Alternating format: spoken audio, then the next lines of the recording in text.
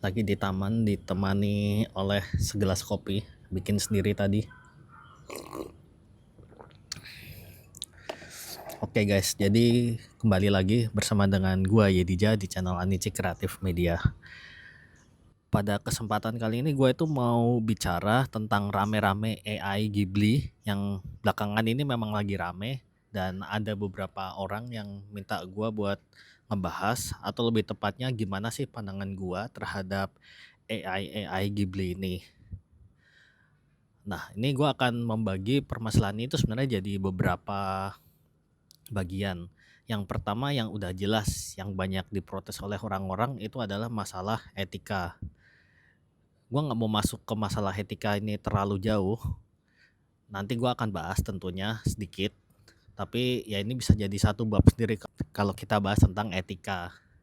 Dan kalau kalian tahu, gue juga udah denger beberapa tahun lalu sebenarnya, mungkin 3-4 tahun lalu, itu tentang ada sebuah ilmuwan di luar negeri yang akan bilang kalau pekerjaan ke depan itu yang paling diminati atau yang paling banyak dibutuhkan itu adalah AI etik, atau gimana cara kita membangun etika di dalam AI, dan itu yang paling penting. Itu yang gue pernah dengar. Gue nggak tahu sekarang ada nggak bidang job desk tentang pengembangan AI itu ada yang memasalahkan atau lebih mendalami tentang etika ini, gue kurang tahu. Terus yang ditakutkan yang kedua yaitu banyak fotografer, desainer, ilustrator itu katanya bakal tergantikan. Sebenarnya ini mungkin masalah di luar AI Ghibli itu sendiri, karena ya menurut gua AI style Ghibli mungkin jadi masalah itu karena dinamakan style Ghibli-nya itu sendiri, dan Ghibli-nya itu dibawa-bawa gitu loh. Menurut gue itu jadi masalah banget. Terus kalau masalah virality-nya itu juga masalah, yang ya seperti kalian tahu kan kalau di sosial media ini apa yang viral itu jadi cepat nyebar. Tapi di sisi lain ya, gue mau coba berseberangan dengan kebanyakan desainer-desainer atau fotografer yang menolak penggunaan AI Ghibli ini. Tapi gue mau coba kasih alternatif pandangan seperti ini. Justru menurut gue AI yang dengan style Ghibli itu membuat Ghibli menjadi makin dikenal di seluruh dunia. Mungkin banyak sebelumnya yang nggak kenal Ghibli itu apa, studio kah, atau siapa Hayao Miyazaki itu siapa, dia orang mana, itu mungkin banyak yang nggak tahu karena masih banyak juga kan yang nggak nonton filmnya.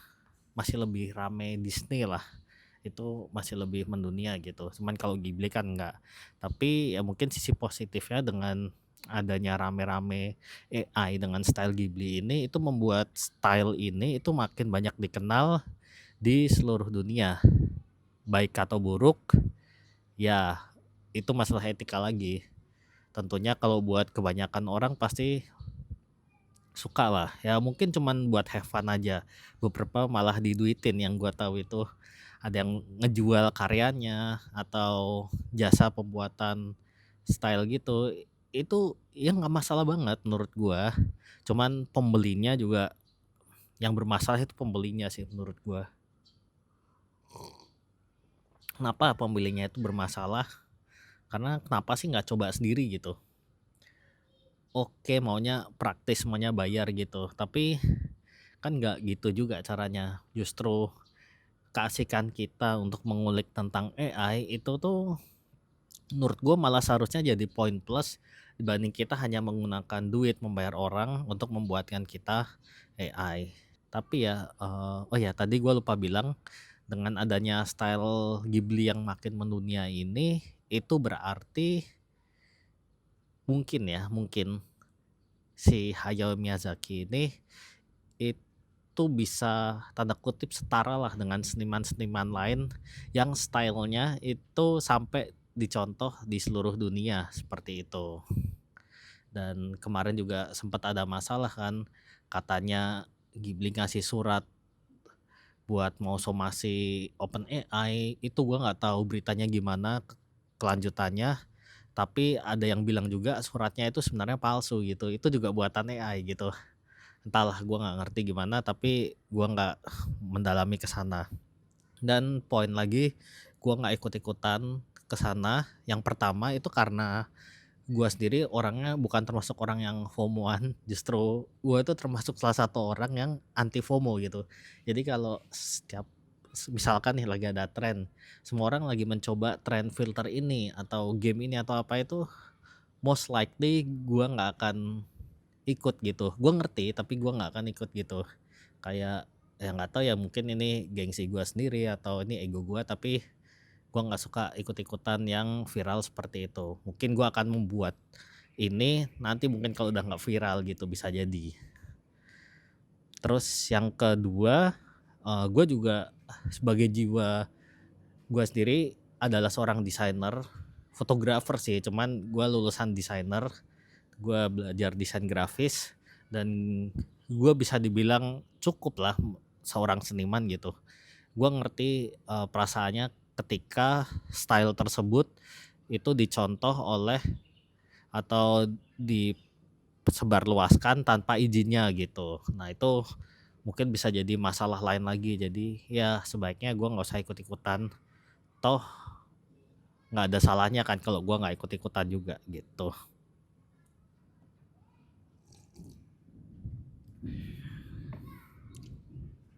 Dan kalau boleh enggaknya sih dari gue, itu kita balik ke hukum aja nggak sih sebenarnya?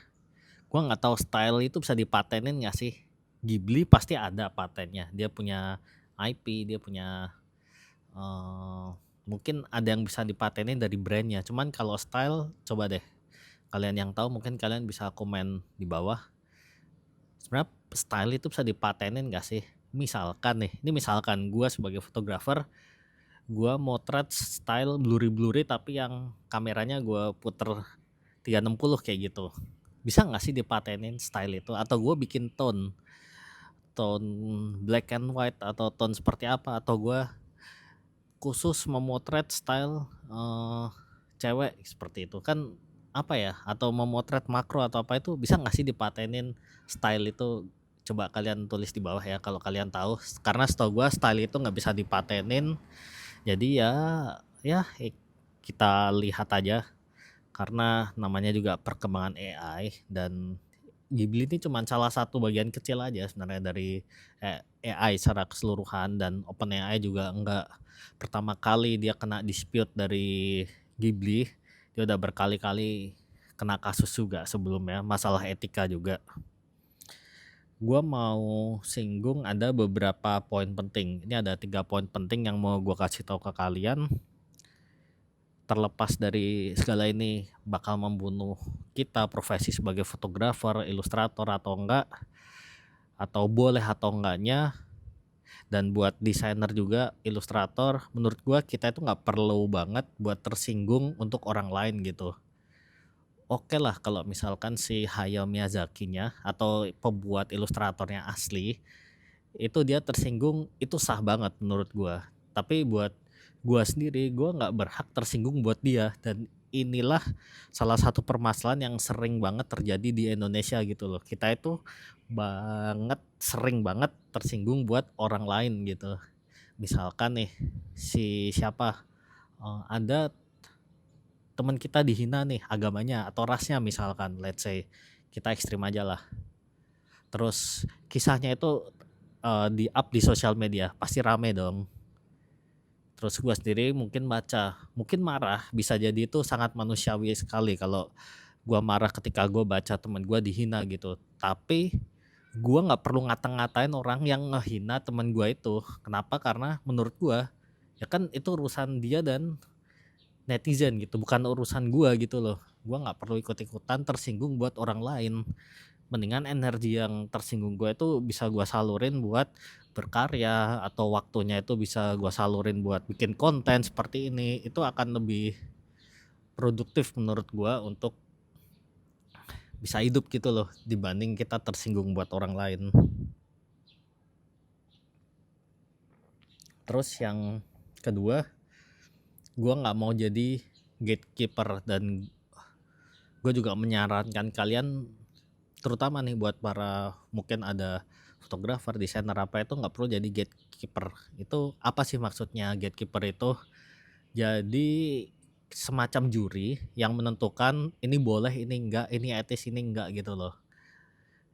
Itu menurut gua bukan bagian kita buat menjadi gatekeeper, karena ketika suatu teknologi nih AI misalkan kita gatekeeping nih, kita secara etik nggak boleh, jadi kita jangan pernah mencoba hal itu, yaitu nggak wise juga menurut gua, karena yang namanya perkembangan AI itu butuh tanda kutip korban dan butuh gatekeeper ini, penjaga gawang ini yang bilang ini boleh ini nggak boleh, itu harus dihilangin gitu.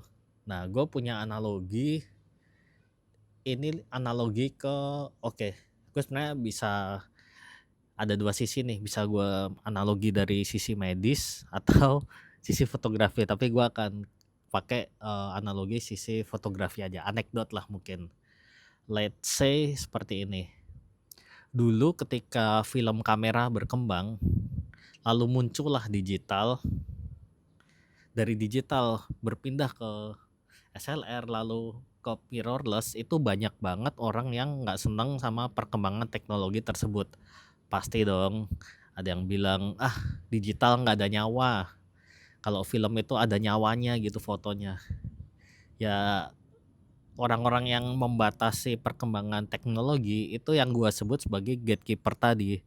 Dan ya kalau dibatasin terus kan fotografi nggak bisa berkembang sampai seperti sekarang ini gitu, yang udah maju banget. Jadi janganlah buat kita itu jadi gatekeeper. Kita cukup membatasi diri kita sendiri nggak masalah, tapi membatasi orang lain itu menurut gua bukan tugas kita. Dan jangan tersinggung juga kan, seperti yang tadi gua udah bilang.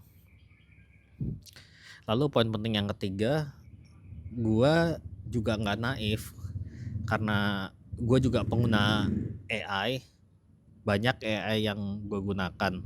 Tapi yang paling sering udah pasti chat GPT. Itu gue sekarang lebih sering pakai chat GPT buat pengganti Google. Lalu buat memberikan caption foto atau apa itu gue udah sering banget pakai AI, entah chat GPT, Copilot, Gemini gitu, seperti itu. Dan untuk editing foto sendiri itu gue udah banyak juga menggunakan AI. Meskipun misalkan kayak dari content aware-nya Photoshop atau dari Lightroom, itu juga bisa kita select AI. Mungkin kita nggak menggunakan aset orang lain, tapi proses di dalamnya itu selecting subject itu kan udah pakai AI juga. Itu juga salah satu penggunaan AI seperti itu.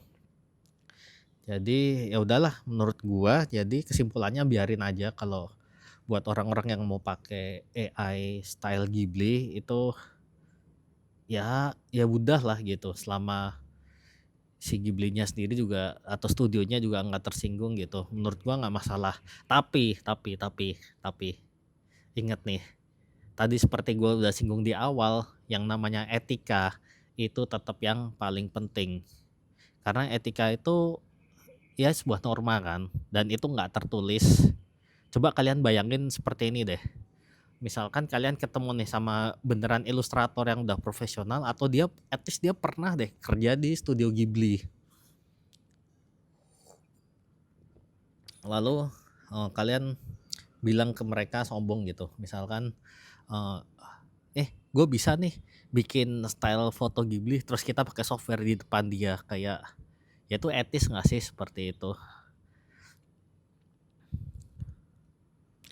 Coba bayangin gini aja, sebenarnya menurut gue saran yang paling gampang itu etis atau enggaknya, itu coba posisiin diri kalian itu ada di posisi si subjek yang mau jadi kalian percobaan itu. Misalkan kalian mau coba style Ghibli, jadi coba aja kalau misalkan kalian jadi ilustratornya atau mungkin ada pemegang patennya misalkan, itu tersinggung nggak sih seperti itu? Atau mungkin ya udahlah, mungkin dia nggak akan tersinggung banget, tersinggung dikit aja atau gimana gitu. Coba aja kalian posisikan diri menjadi mereka, itu seperti apa rasanya, dan ya at least itu akan menumbuhkan empati kalian untuk bisa mengerti dan memahami tentang etika ini, seperti itu. Yang penting itulah, dan itu aja mungkin sebenarnya yang mau gua sampein. Mungkin masih banyak banget yang belum kesampaian karena ya mungkin gue juga lupa, gue belum bisa bilang saat ini. Tapi kalau kalian suka, nanti kalian komen aja di bawah menurut kalian gimana. Nanti gue bisa juga bikin part 2-nya untuk ngomong-ngomong santai, ngobrol seperti ini. Dan ini adalah video yang unscripted, beda dengan video-video sebelumnya yang biasanya gue pakai poin-poin atau memang lebih ke edukasi. Kalau ini gue lebih ngobrol ke kalian aja sih, kayak heart to heart gitu. Gitu aja guys. Jadi kita ketemu di video selanjutnya. Jangan lupa subscribe dan komen ya di bawah. Thank you, bye.